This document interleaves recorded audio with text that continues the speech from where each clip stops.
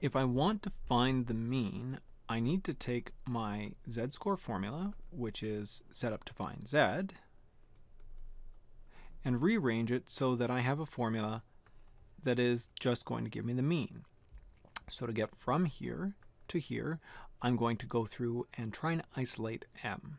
So I'll do that by, first of all, multiplying both sides by the standard deviation. These will cancel, and so I'm left with z times standard deviation is equals to x minus my sample mean.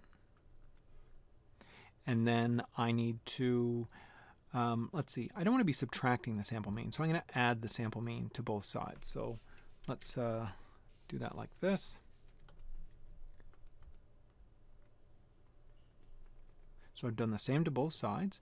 These will cancel, because if you add something and then you take it away, or sorry, if you take away something and then you add it, it's the same as if you're just leaving that x value alone. And okay, so now I've got my sample mean plus z times the standard deviation is equals to x.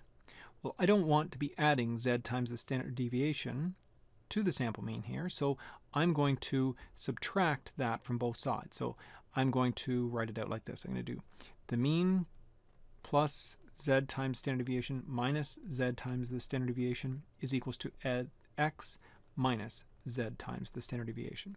These ones will cancel, and it's just going to leave me with what I was hoping for, just m isolated on the one side, and it's going to be x minus z times the standard deviation. So there I've got my formula. Now I can just plug my values in.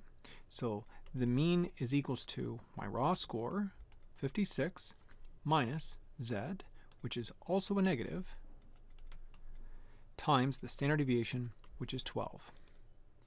So this will be 56 minus, and then negative a quarter of 12. That's going to be negative 3. So 56 minus minus 3 is the same as 56 plus 3. So I have 59 is my answer.